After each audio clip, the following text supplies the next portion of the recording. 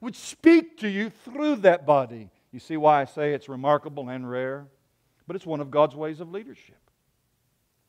Lastly, in our message 2 weeks ago, we said that the test of whether or not God has spoken to you is the peace that comes when God is leading you and you're submitting to His leadership. And God's peace is that intuitive assurance that God gives you. You just know that this is the way of God, and there is a great peace. You don't rationalize it. I wish I had time to preach just on this peace of God.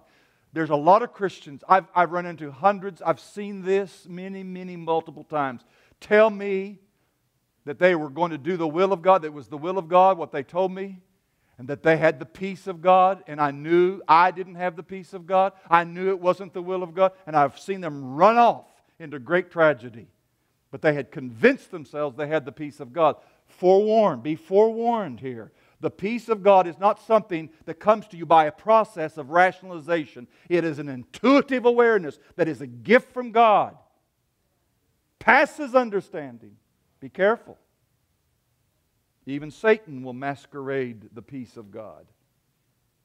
So today, I want to discuss one more essential element in God's guidance, and that is obedience. So let me direct your attention first.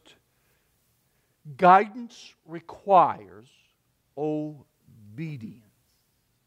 Guidance requires, God's guidance requires a spirit that will obey before the guidance is given.